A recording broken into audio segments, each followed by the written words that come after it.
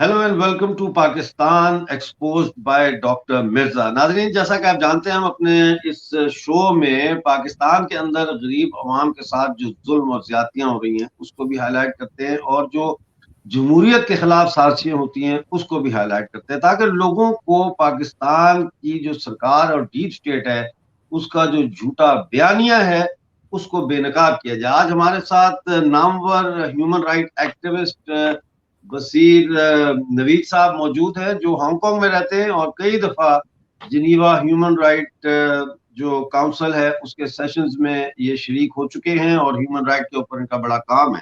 حال ہی میں ان کا ایک آرٹیکل شائع ہوا، ایک پاکستان کا نیوز پیپر ہے، میگزین ہے نیا زمانہ، اس میں ان کا مضمون شائع ہوا، اور اس مضمون نے جو ہے وہ ہر طرف سوال کھڑے کر دیے پاکستان میں لینڈ گریب کے حوالے سے. جیسا کہ آپ جانتے ہیں پاکستان کی سب سے بڑی جاگیردار پاکستان کی فوج خود ہے، لیکن شاید ان کا ایک فرنٹ مین بھی ہے جس کا نام ملک ریاض بتایا جاتا ہے. ملک ریاض جو ہے انہوں نے بحریہ ٹاؤنز کے حوالے سے بڑی شہرت حاصل کی یا بدنامی حاصل کی، ڈپینڈ کرتا ہے آپ کس پرسپیکٹو سے ان کو دیکھتے ہیں. تو آج اسی حوالے سے جو ہے وہ بصیر صاحب سے ہم بات کریں گے ان کے آرٹیکل کے حوالے سے. آپ کا بہت سواگت ہے، welcome to the show sir, thank you for joining.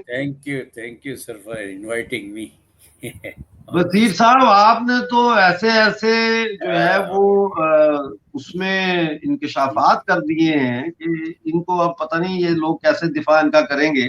آپ نے سپریم کورٹ کا حوالہ دیتے ہوئے یہ لکھا ہے کہ ملک ریاض جو ہے 2018 میں سپریم کورٹ نے ان کے بحریہ ٹاؤن کو ناجائز اور غیر قانونی قرار دے دیا تھا 3 ممبر بینچ نے.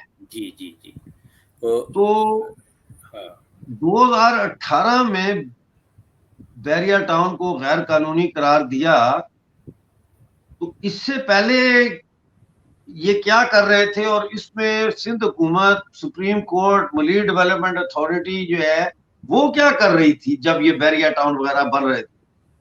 اصل میں تو سپریم کورٹ سے پہلے جو ملیر ڈیولپمنٹ اتھارٹی اور سندھ گورنمنٹ تھی، انہوں نے تو اس کو قبضہ کرنے کی اجازت دی، اور جو لوگ ریزسٹ کرتے تھے چھوٹے یعنی گوٹھوں میں، جنہیں آپ ولیجز کہہ سکتے، بلکہ اور بھی چھوٹی چیز ولیج سے، وہ چھوٹی جگہوں پہ لوگ ہوتے ہیں، ان کی زمینیں ہوتی ہیں، اور وہ زمینیں جو ہیں صدیوں سے ہیں لوگوں کے پاس، 100 سال سے 150 سال سے. اس طرح بلوچ بھی ہے اس کے اندر، سندھی بھی ہوتے ہیں وہ علاقوں میں، کیونکہ یہ سندھ اور بلوچستان جانے کا راستہ یہی ہے، جہاں سے آتے ہیں بن مراد ہے، لیاری ندی ہے، اور یہ ساری چیزیں. تو یہاں یہ ملیر ندی، تو یہ سب لوگ یہاں رہتے ہیں، ان کو دے دیا تھا گورنمنٹ نے. تو پھر ایک ریزسٹنس موومنٹ ہوئی، اور اس تحریک میں لوگوں نے ان کو کرنے نہیں دیا. تو کچھ مکانات انہوں نے بہت سارے گوٹھ لے لیے، لوگوں سے لکھوا لیا، آبادیوں سے زبردستی کر کے، اغوا کر کے، پولیس کا استعمال کر کے، سندھ گورنمنٹ کا استعمال کر کے انہوں نے زمینیں ہتھیا لی. تو جب چیلنج ہوا تو سپریم کورٹ نے اس کو کہہ دیا اللیگل، اور یہ جی غلط ہے، اور اس کے اوپر کچھ انہوں نے پیسے بھی، جرمانہ بھی عائد کیا. تو ایک تھرڈ پارٹی انٹرسٹ بنتا ہے. تھرڈ پارٹی انٹرسٹ کے جو لوگوں نے پیسے دے دیے، ان کو اگر گورنمنٹ کہہ رہی ہے کہ جی آپ کی زمین پہ اس نے قبضہ غلط کیا ہے، ریاض ملک نے یا بحریہ ٹاؤن نے، تو اب ان کے تو پیسے لٹ گئے. وہ لوگ بھی گئے عدالتوں میں کہ بھائی ہمارے پیسے کس طرح واپس ملیں گے، آپ نے کر دیا. وہ تو کھا کے بیٹھ گیا. تو پھر سپریم کورٹ کا ایک 3 ممبر بینچ بنا، اور اس بینچ یہ نے 2019 میں بنا. جی 2018-19 یہی چلتا رہا. 19 کی بات ہے جس میں ججمنٹ دیا انہوں نے کہ صاحب جو ہے وہ یہ اس کے اوپر جرمانہ لگائیں 460 ارب روپے کا، اور یہ سپریم کورٹ میں جمع کرائے ان 7 انسٹالمنٹ پر ایئر، ایک انسٹالمنٹ، یعنی 7 سالوں میں وہ یہ پوری 460 ملین روپیز کا جو ہے وہ جمع کرائے.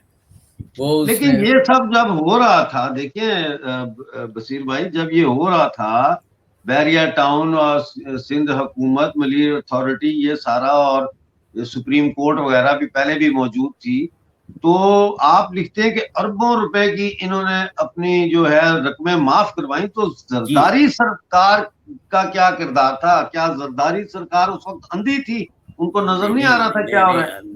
اندھی نہیں شامل تھی اس میں، اندھی نہیں تھی اچھا، اس میں تو شامل تھی. ہاں اس میں ریاض ملک کے ساتھ شامل تھی، اور ریاض ملک کو انہوں نے زمینیں دی.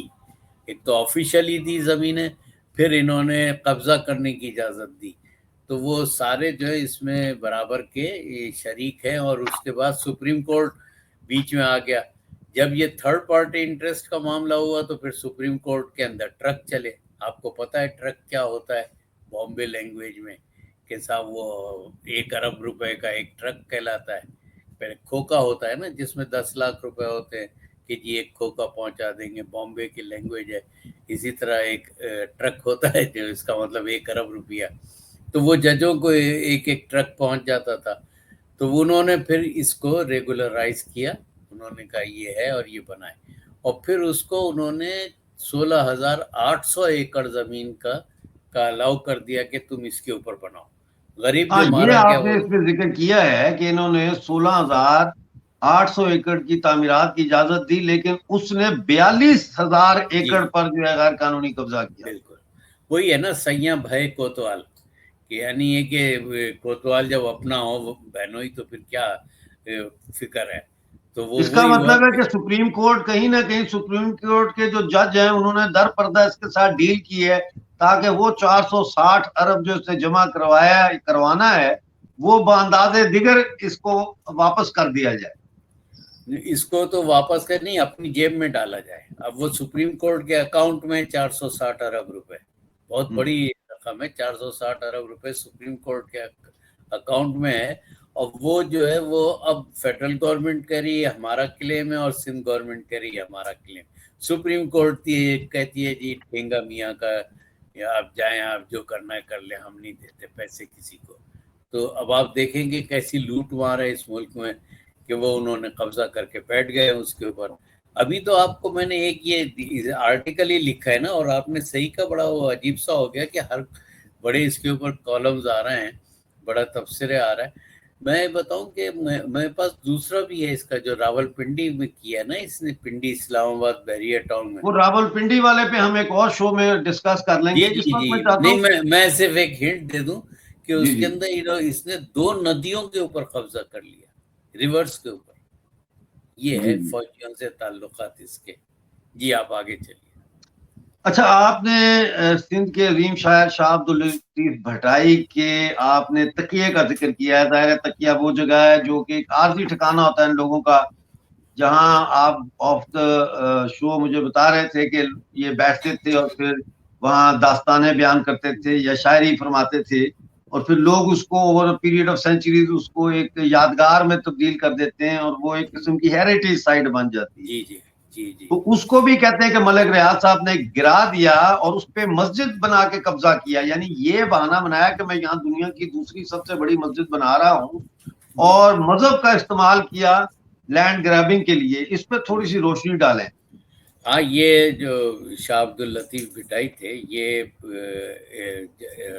مطلب وہاں جا رہے تھے ہنگلاج، جہاں نانی ماتا کا مندر ہے وہاں پہ. تو سندھ میں ایسا ہوتا ہے کہ جوگی، یہ جو جوگی اور یہ سپیرے اور یہ کہلاتے ہیں نا، یہ جوگیوں کے قافلے جاتے ہیں پیدل، یعنی کئی کئی 100 میل تک کے پیدل. تو اچھا. شاہ لطیف بھٹائی بھی سن سے نکلے اور وہ پیدل گئے کراچی کے راستے ہنگلاج تک، یعنی نانی ماتا کے مندر تک.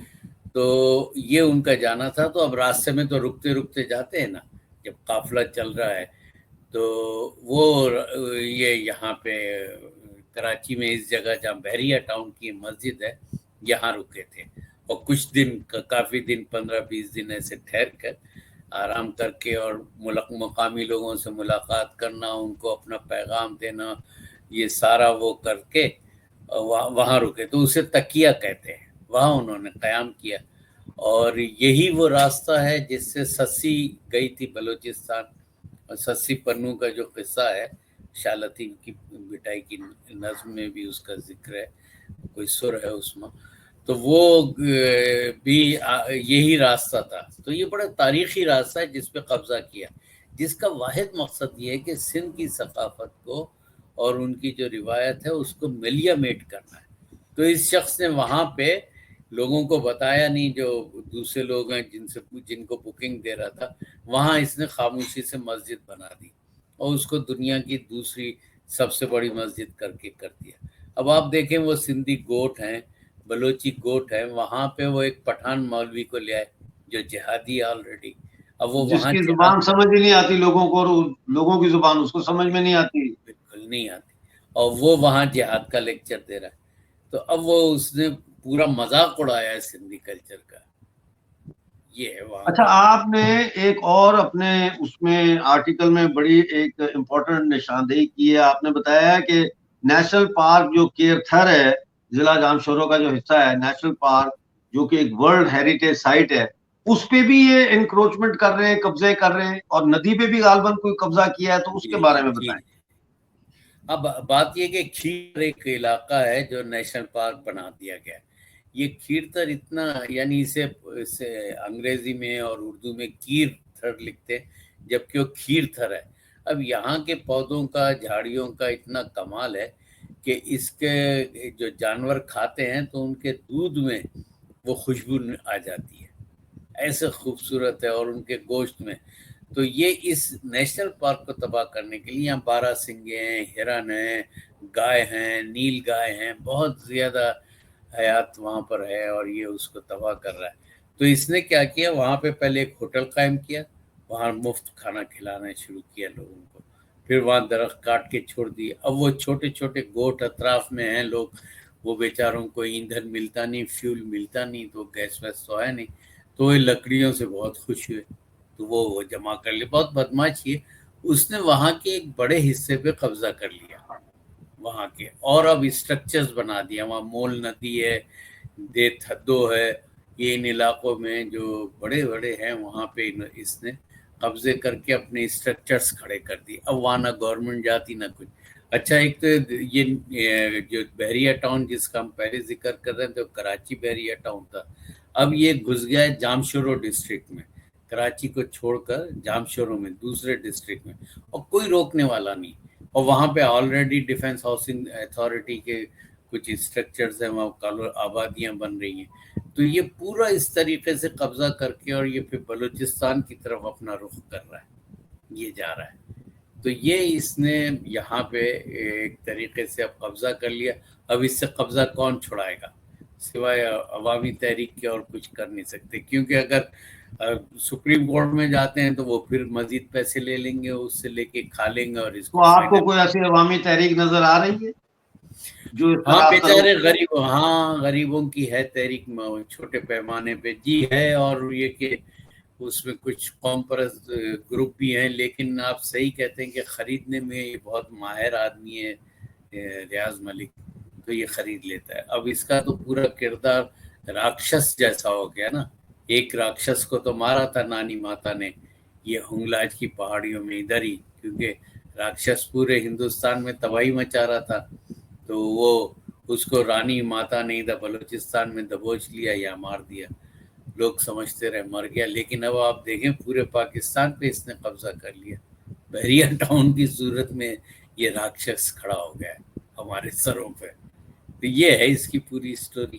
سپریم کورٹ کا کیا، اس میں فوج پوری طریقے سے انوالو ہے نا اس آدمی کے کام میں میں. یہ سوال کرنے لگا تھا، لیکن میں نے کترا گیا. میں نے کہا شاید آپ اس کا جواب دینا نہیں نہیں مناسب نہ نہیں، سمجھے، میں تو آپ اور کے میرا چہرہ پروگرام اس وقت سن ریڈ کے، ہو گیا ہے آپ کے امبیرسمنٹ سے. تو آپ پلیز آپ بات کریں اس پہ. آپ کے پروگرام سن کے اتنی تو ہمت ہے بولنے کی کہ آپ کے پروگرام میں بول سکتے، کیونکہ آپ نے بڑا فوج کے بارے میں باتیں بتائی ہوئی ہیں جو لوگوں کو نہیں معلوم تھی. تو یہ جو بحریہ ٹاؤن ہے، یہ تو بحریہ کا مطلب ہے نیوی. پاکستان نیوی افسروں کو اور آرمی کو پیسے کھلا کے اس نے بحریہ ٹاؤن کر لیا. تو اب یہ فوج کے ساتھ مل کے کرتا ہے، اور فوج ان کو دے رہے ہیں. تو اب یہ عالم ہے کہ جو کراچی کا ہے وہ سپر ہائی وے کے لیفٹ ہینڈ سائڈ پر یہاں سے جاتے ہوئے نا، اب سپر ہائی وے کے رائٹ ہینڈ سائڈ پر بھی جگہ مل گئی ہے. تو وہ وہاں پہ جنگ شاہی اور کیا دیکھیے ایک دم ذہن سے نام نکل گیا، مضمون میں لکھا ہوا ہے وہ نام، وہاں پہ اتنے سینکڑوں ایکڑ کی زمین دے دی ہے، اور پھر اس کے ساتھ ہی گورنمنٹ آف سندھ نے فوج کو زمینیں دے دی ہیں، یہ جنگ شاہی سے لے کے کوٹری تک کے۔ وہاں پہ انڈیا کا کوئی بارڈر ہی نہیں لگتا، وہاں فوج کس کام کی، اس کو بٹھا دیا گیا وہاں پہ کہ جس سیکیورٹی کے نام پر، وہاں کوئی بارڈر ہی نہیں ہے اس علاقے سے، دور دور تک کے نہیں ہے۔ تو ایسی بدماشیاں اور ان زمینوں پہ قبضے کر کے، اور ادھر جام شوروں میں کر رہے ہیں یہ بیٹھ کر۔ تو آپ دیکھیں کہ کس طریقے سے انہوں نے پورے ملک کو یوں الجھا کے رکھ دیا ہے۔ اب ایک گورنمنٹ آ کے بیٹھی ہوئی ہے سویلین کے نام پہ کہ نگراں ہیں، لیکن سارے کام تو فوج کر رہی ہے۔ تو اب آپ کو کہاں سے چھٹکارا ملے گا پاکستانیوں کو، اور زمینیں ہماری قبضے ہو رہی ہیں۔ بالکل، تھینک یو سب۔ بالکل صحیح کہہ رہے ہیں، بہت شکریہ آپ کا آج ہمارے ساتھ جڑنے کا۔ ناظرین اس پروگرام کو شیئر کیجئے اور ہمارے چینل کو سبسکرائب کیجئے، بیل آئیکن دبائیے، اور آپ سے جلد ملاقات ہوگی ایک اور شو میں۔ اپنا بہت سارا خیال۔ Thank you sir, thank you.